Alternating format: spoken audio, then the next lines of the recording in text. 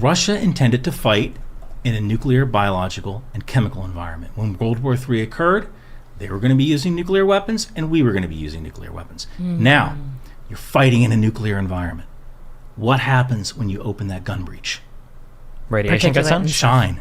You get the shine. Radiation. Okay. Right? So now, what if you just eliminate that human loader? Just have the machine do it. You don't have to worry about the machine getting radiation. But if all the shells are in a circle up here and it gets hit, you get a very big explosion, You get a very big explosion, but here's the deal. The T-72, most produced, I would say, battle tank. I don't say premier.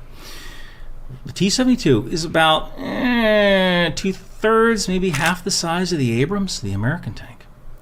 Well, back in the 1970s, back in the 1980s, you were worried about incoming gunfire from an American tank. So what do? You make yourself smaller.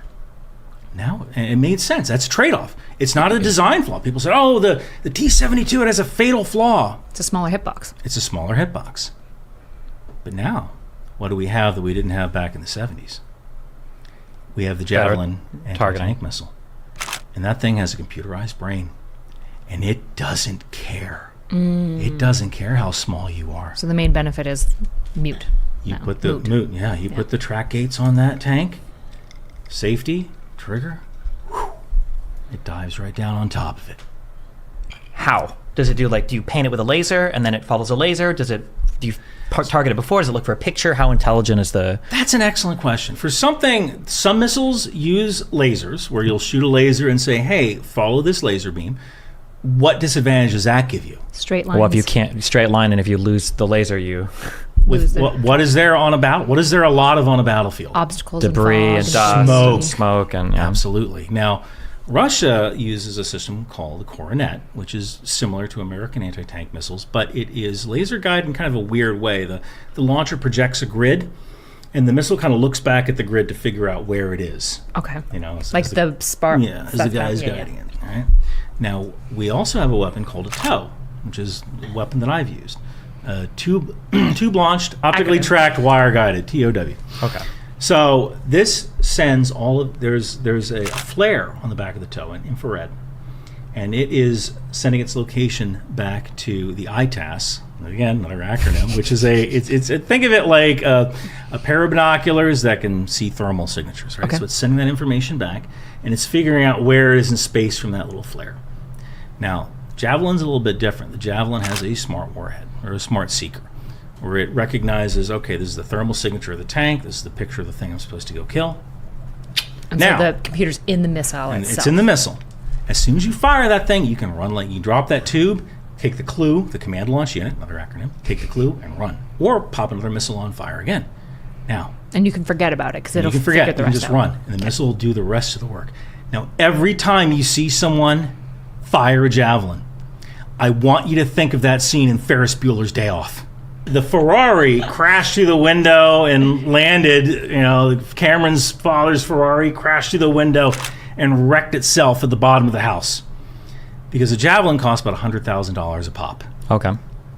So every time you think of it, every time you see a Javelin, you gotta think of a Ferrari just wrecking. What were the top 3 reasons that Russia's military seemed to underperform everybody's expectations? What do you think went wrong? Training. Okay. Those are the top 3 reasons. Russia has always been able to kind of bully its way into a situation, almost like a drunken boxer, right? Mm-hmm. They're going to roll in. Look, I am not a prize fighter, right? But if I had to fight Mike Tyson, he's going to knock my head off, right? I might be able to outrun him. I might be able to bob and weave a little bit. This guy's going to floor me, right? Mm-hmm. So Russia might be like this drunken boxer. It's just rolling in, and it's going to smash a bunch of stuff, and eventually they're going to smash right through.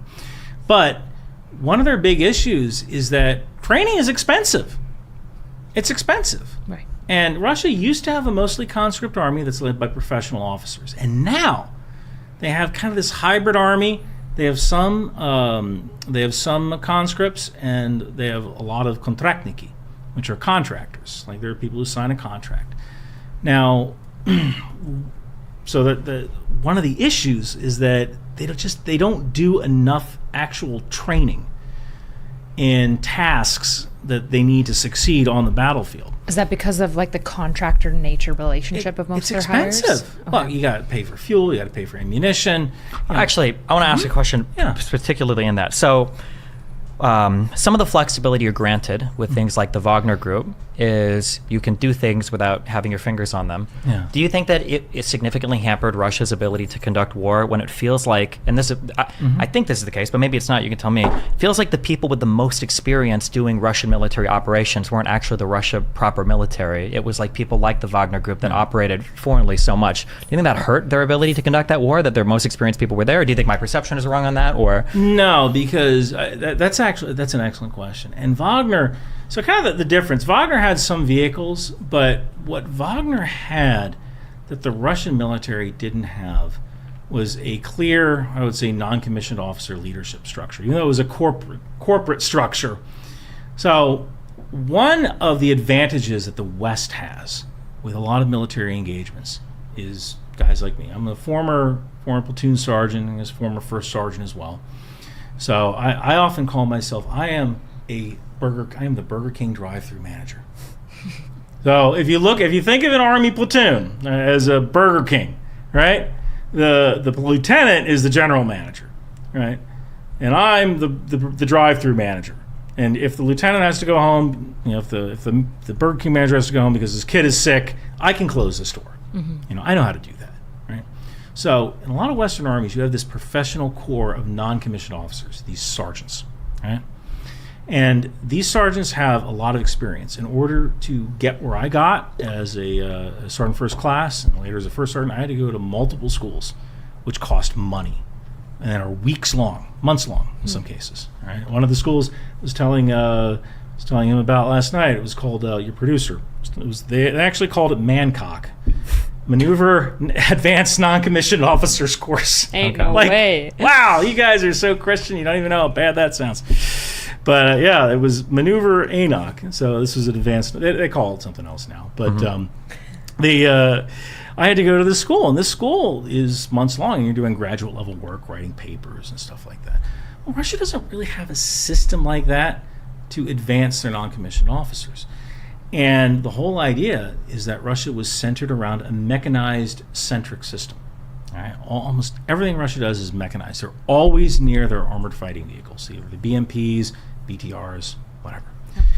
And the advantage of that is, like, look, if you're never going more than 300 meters away from your vehicle, you really don't need those mid-level Burger King managers, those NCOs, to lead the maneuver element, right? You're not going that far away. But if you're doing light infantry, you kind of need that. So what did Wagner do? Wagner did a lot of light infantry stuff. Did a lot of assaults, light infantry. And they had people who had experience just by being mercenaries who could act as those NCOs. I think that's one of the reasons that Wagner was so successful, is they had people who had served as mercenaries who had experience and were allowed to lead small groups of people. Whereas in the Russian military, when your lieutenant gets killed, what do we do now? I don't know. Yeah. I guess we surrender. I mean, we go back. I don't know. Who's supposed to tell us to do what? One of the we spoke about this a little bit last night, but looking at playing a lot of DayZ, the video game, Arma 2 people play as well, and then playing a lot of Eve. It's funny when you look at the military stuff how much of a crossover there is between how you conduct like warfare in these games versus the real world, where things like communication structures and everything are vitally important. And if these things have a breakdown, or if you can't coordinate, it doesn't matter how many people you have, it doesn't matter how effective the weapons are, you're like fighting in the dark. And it's funny sometimes to see the difference in or the similarities, I guess, in military operations versus how some of these games work.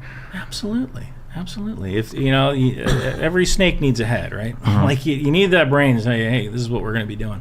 So you think that so Wagner did a lot of that light infantry movement, a lot of smaller scale stuff. They had some tanks and armored personnel carriers, but yeah. Okay, so then training. Dig one level deeper. Do you think Russia didn't train its troops because of arrogance, because of, some people will point to communist corruption where they thought they were better than they were? Some people will point to lack of money to replace the tires on their Jeeps or the treads of their tanks. Money. You think it's money? It's money, and there might be some corruption there. Like, hey, we gave you... Look, the Russian army doesn't even have socks. All right? They use this thing called portyanki, which are these... Think of them as handkerchiefs. You take this handkerchief and you put it down by your foot, and you fold one side over the other side, and then you lift the toe up, and you wrap the rest around your ankle. And actually, learning how to tie portianki was like a rite of passage in Russia. You know, that Like still, that's what they